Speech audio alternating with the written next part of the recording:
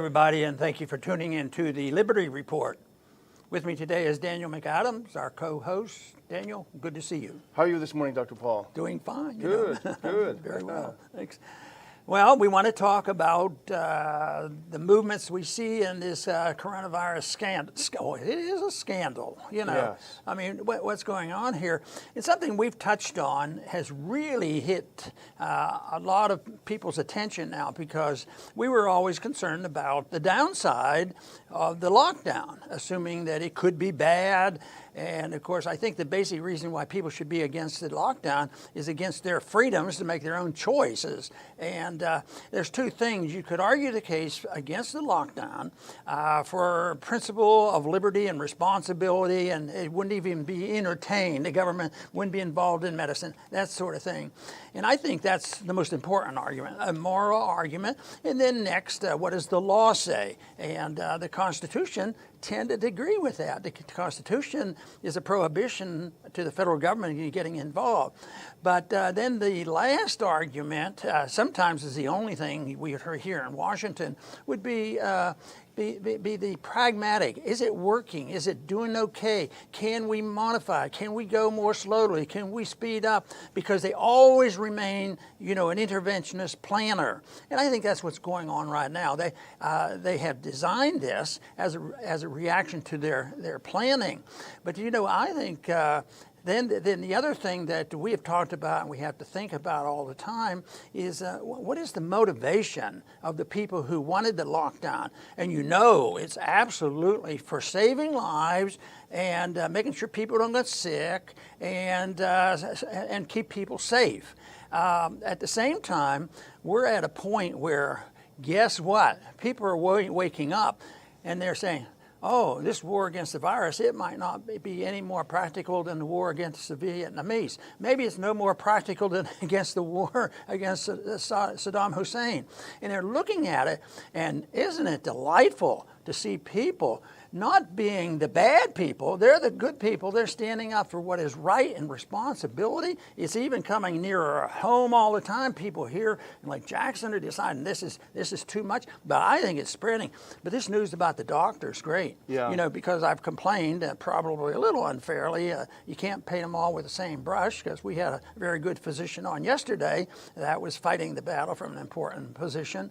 But this is good news that the doctors, 600 doctors wrote to Trump. And I think something like that Trump will pay attention to. And he probably was more in the light of that, and he was looking for a little bit of assistance, you know, to support him, because no matter how strong he is on having his way, he's still obviously very shrewd on politics. And if the move is toward somewhere where it's breaking his way, where people are saying enough is enough, I think he's going to become bolder and back off. The only thing that I have reminded people so often, and we've talked about, is that there are two approaches. You wean people off and you gradually move away, and you don't challenge the principle on which they based all this shutdown and regulation.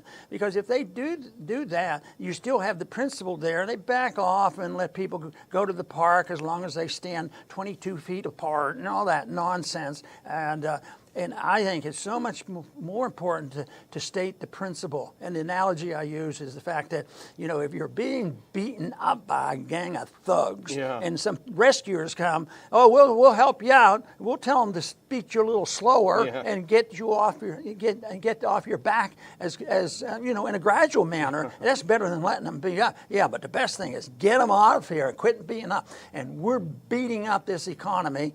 We have not saved lives, and now the doctors are realizing there's a lot of medical complications by being locked in your house. You know, yeah, sounds good, being locked in your house. That's like house arrest. Yeah, fine and dandy. But now, the one that really bothered me too. The headline showed a lot more heart attacks and strokes. I mean, just the stress factor is related to those kind of diseases.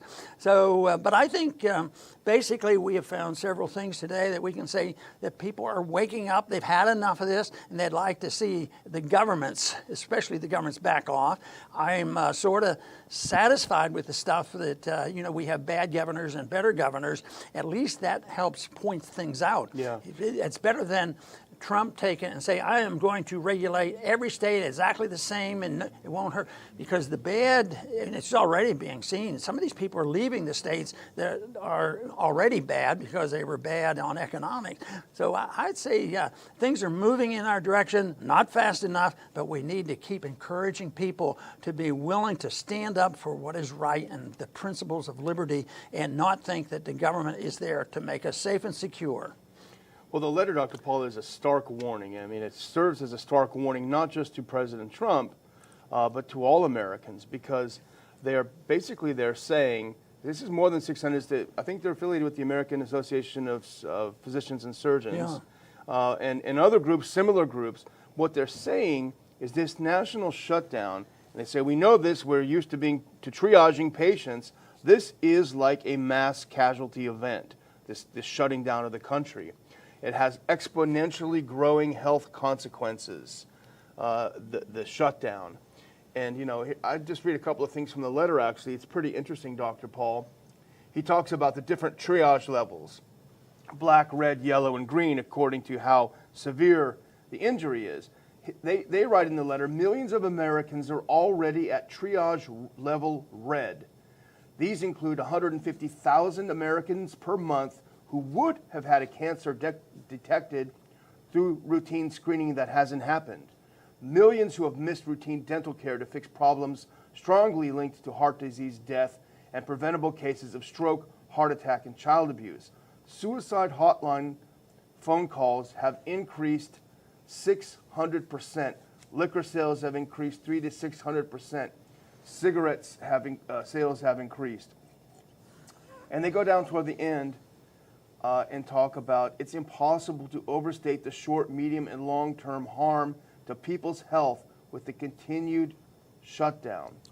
And they warned the president about this, the millions of casualties, the walking casualties that are accruing, and really they don't add it in their letter, but it really, as our title suggests, makes it look like that the response to coronavirus may actually be worse than the virus itself, particularly when you take out the most vulnerable sectors of society that were hardest hit, especially those people in nursing homes where the governor said, put the infected people back in there, let's get them all infected. Well, this fits my pragmatic argument that for the practical reason that it's not working, people are furious and people aren't being healthier and they're getting more diseases and more people dying, and therefore they have to do something. But most of the people still that are softening up on this are still saying, well, we still need them to get on the airplanes and make sure that I have extra room on the seat, and on down there. And the question is, when they do that, I keep thinking, well, how many people died because they flew on an airplane that we know of? I'm sure there was spread with airplanes, but basically the people who are responsible for making these decisions are the individuals, where they go and who they associate with, and the people that have facilities, private facilities like an airplane. I don't know why they shouldn't have the greatest concern about maintaining health, but what bothers me, of course, is the disaster to the principles of liberty. I keep thinking about, how horrible 9/11 was, and TSA agents, and we had this vote on that, or whether it would be purely government or whether it was a pseudo-private system. The pseudo-private system was slightly better. It was private companies. But I know that you've had some experience with TSA. I can tell you about 10 or 15 that I've had. I didn't get threatened to be put. No, I was. One time I was threatened. I was threatened, and but they never have to pay the cost. I don't know if they've ever been fired or anything. They don't even get fired when they're a total failure. When people are tested. So that's the way bureaucracies work, and that's the way this whole lockdown is working. But it destroys the people's willpower and talk. I mean, it's just anger is building, and that to me is really pretty sad. It is. And there have been many articles written about this letter. The one we're looking at primarily was from FoxNews.com, but it quotes some of the doctors that were signing the letter, and there are a couple of interesting things actually. Just the first one, this is a Dr. Simone Gold from, I think, out in California. She says, when you look at the data of the deaths and the critically ill, they are patients who were very sick to begin with. There's always exceptions, but when you look at the pure numbers, it's overwhelmingly patients who are in nursing homes and patients with serious underlying condition, meaning that that's where our resources should be spent. And actually, we have our first clip. This is not Dr. Gold, but this is a colleague of hers, Dr. Bark, who says there are thousands of us out there who don't agree with the perspective of Fauci and Birx. We believe this. Who believe this virus is deadly, it's dangerous, it's contagious, but we believe it to only a select group of Americans. The path forward is to allow the young and healthy, the so-called herd, to be exposed and develop a degree of antibodies that both now is protective to them and prevents the virus from spreading. And when I'm reading this, Dr. Paul, I'm thinking, first of all, Dr. Fauci warned last week, hey, if you open up too soon, there's going to be death and despair. There's already death and despair. And number two, they always like to say, hey, we got to follow the science, but only when the science agrees with them, right? Or they make up the science. Yeah, so these 600 doctors representing thousands of others who say this, why is that not science too? And the science people have always looked at the statistics and the data, and we've complained about the data. So they don't count them all, and most people haven't fully trusted the data on what they've given us about why there has to be so much fear. But isn't there's a recent report to show that they're expanding that, because there's two ways you can test for that, literally testing for a virus or just testing for the antibodies, two different things. And an antibody might be, well, he's exposed to something. And we have probably hundreds, if not millions of antibodies in our body for every little thing. And so it measures the antibodies, and you can measure antibodies against this virus. But the virus itself can be tested, and now they don't separate and say, well, these people had the virus, which means they might not even be sick. Yeah. They might have the virus and no illness, and that's one category. But then they're taking and say somebody had an antibody, have antibodies, but that might be 6, 8, who knows, 10 months ago, even longer, who knows? And the viruses may, overlap. So, but now they're actually literally doing this on purpose, and the people are becoming aware of that. Again, the goal is to build up fear and intimidation and terrorize the people, and people unfortunately still feel that way. But there have been some now that aren't so easily terrorized when they have the facts. When the people that we know, they get some facts, all of a sudden their approach is a little bit different. And I just love it when you get some people that stand up and just all they have to do is ask a few questions to those officers that are about to arrest them. Where's the law? Yeah. Where's the law? Where's the sense of decency? So that's that I think is changing. I think there's a lot of people doing that, but we still have a lot more. And it's also the bad stuff is contagious, but when we move in the other directions, like I hope we're doing, I think that can be contagious, and people will feel comfortable. And I'll have people now say, I always wondered about this, whether it was the right thing to do. And now they're sort of feeling good that they don't have to be in order to be patriotic and supportive of our country, that they have to agree with this. Say, 600 doctors, they ought to know a little bit about what they're doing. Yeah. Well, you were sort of alluding to our second story, which is it is actually ultimately a good news story, and we like it especially because it's hitting close to home, literally close to home, as in just down the way. And this happened yesterday in McLean Park here in Lake Jackson. A group of homeschool mothers, in fact, associated with the homeschool that we send our kids to, Homeschool Co-op, they were sick and tired of what was going on. There's a nice playground. I'm sure you've seen it, Dr. Paul. A nice new playground there. The kids love it.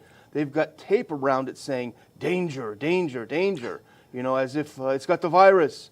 And so the mothers, I'm sure they're walking by there. Of course, they took down the basketball hoops and everything. The kids have nothing to do. They sit there forlornly.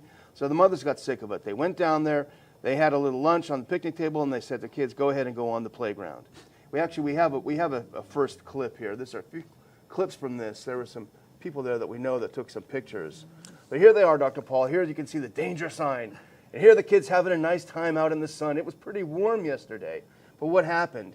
The city workers called the cops. City workers called the police on these kids playing in the park. Here's the next slide. Go straight to the next one. So the police show up, and what happens is that the mothers are pretty smart, and they were schooling the police officers. Don't you understand? It's 80 degrees. The virus is dying. Our kids need the vitamin D. The police didn't know what to say. They were polite. They weren't being thuggish. They were just trying to listen to these mothers who were furious, but really knew what they were talking about. Vitamin D, this and that. So the doctor said, the police officer said, hey, why don't you go to City Hall, because I don't even know what you're talking about. You go talk to them. This is above my pay grade. So here's the next clip. They said, okay, let's do that. They brought all their kids, put them in the car, packed them in, and went to talk to the city manager, assistant city manager of Lake Jackson, to clarify. They gave a piece of their mind to him about the First Amendment, about the Constitution, and to clarify it. And they finally got him to admit these aren't really laws that are keeping your kids. And even though the police threatened to arrest you, they can't really arrest you because they're kind of more like guidelines than laws. And it was a great victory for them. And so what did they do? They packed their kids back up in the car, and let's have a look at this last photo. Everyone's in the playground. Look at this, Dr. Paul, having a great time. It's a real victory. They didn't get the tape taken down, but they were assured by the city manager, and let's hope they stick to it, we're not going to arrest you if you take your kids to the park. And instead of us worrying, is that going to endanger our children? We're going to say they're more likely to be healthier than ever. They're getting a little bit more of the vitamin D that they needed. And not only that, is we know that the psychological aspects of this too, people sitting at home all the time and the stress that goes on. So it is so much better. And it's such a shame that bureaucrats make decisions for families. But that's the whole thing that's going on in our society. Well, the initiation of medical care, into the government system, that really only occurred about 50, 60 years ago. It started, actually started with HEW, under Eisenhower. Yeah. But before that, when I was born, I remember it clearly because my dad gave me my bill, and it was $35, and people, we had insurance, but we didn't have to depend on the government for it. Now it's everything is dependency on the government, and I think one of the most serious flaws in the thinking, and it's so tempting.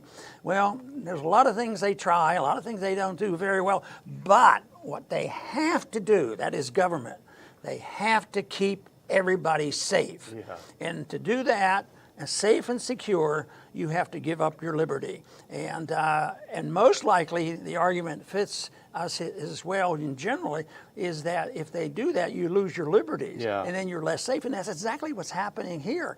This is a disaster.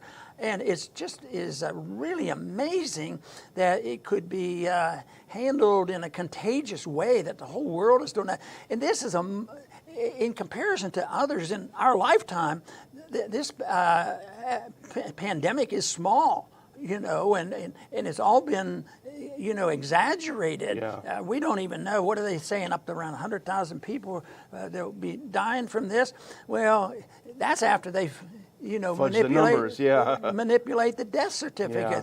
So it is a shame, but it's dependency on government that is the real epidemic that we have to deal with, because individuals are capable of taking care of themselves. And like homeschooling parents have a sense of that, and they also get educated in the fact of who writes the laws. I mean, those policemen, they know, what law do you have? I don't know what law, and there aren't really laws. Yeah. And then they say, well, we got the governor say we wrote an executive order. Some of those governors are getting into trouble now. That's right. Because maybe they aren't God. They can't write these executive orders and do this. And I sure hope that's a negative for their political reelection. But this is, I think, some very encouraging things happening right now, and I hope that we get as much of this information out as possible. Well, one of the things that happened with the meeting with the city manager is one of the mothers said, so who's responsible for raising our kids and looking after them? Is it us as parents, or is it you?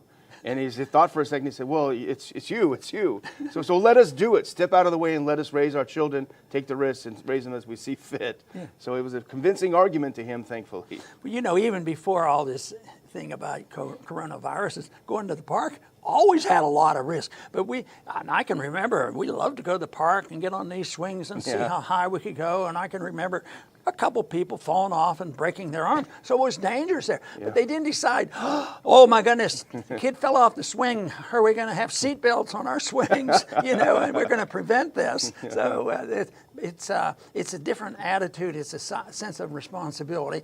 And of course, that's what this country was built on, a lot of self-reliance.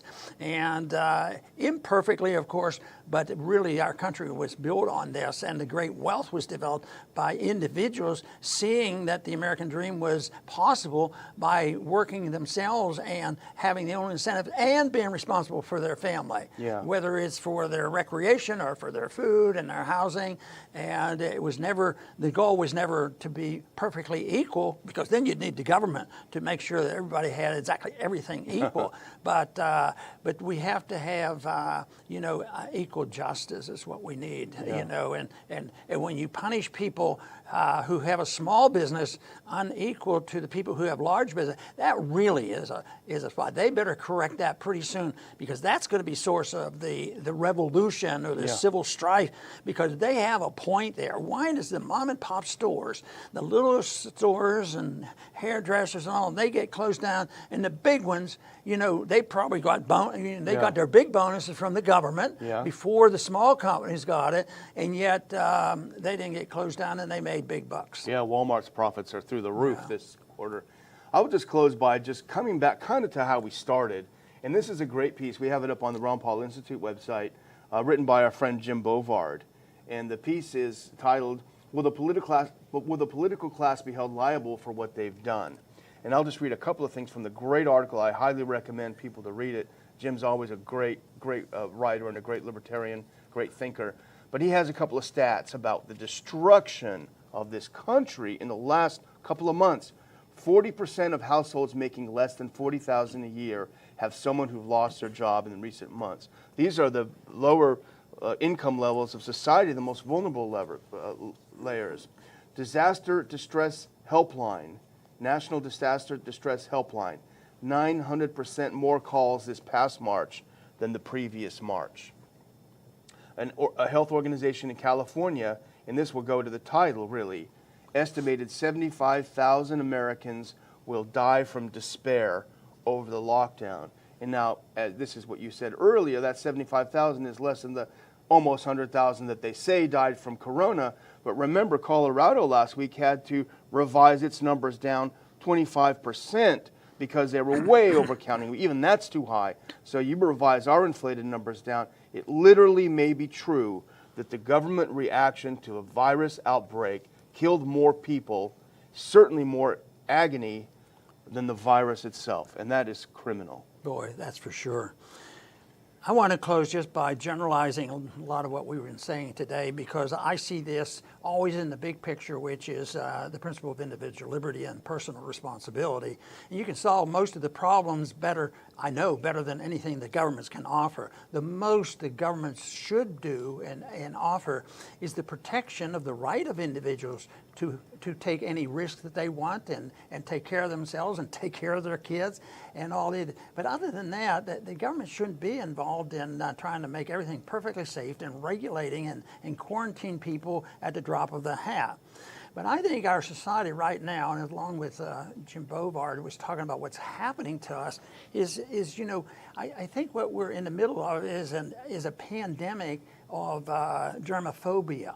And germophobia is something that I've mentioned before that in many ways Howard Hughes had. And his is an interesting story. He had an inclination to be concerned about washing his hand, but he was also a genius. He was a good businessman, but then later on, the germs and the bugs just possessed him, and he ended up in a desperate situation, living in filth, and it was just a mess because his overconcentration blurred his whole mind and destroyed his life. And I think our society has germophobia. And I think if we don't change it, our end results will be like the end results of Howard Hughes, and it won't be pretty. And the big thing is, the answers are so simple. It's just looking at natural God-given rights for our lives and our liberty and the right to keep the fruits of our labor. And that the government should be very, very limited, and they should stay out of our lives, stay out of our bedrooms, and stay out of starting a new war to try to distract us. It's not that complicated. And I think the people would respond. And now when there are failures, there was failure at Vietnam, and for a year or two we backed off but didn't do anything. There's a failure in the Middle East, but we're still messing around over there. And now they're starting to admit this coronavirus, fear-mongering. It was way out of whack too.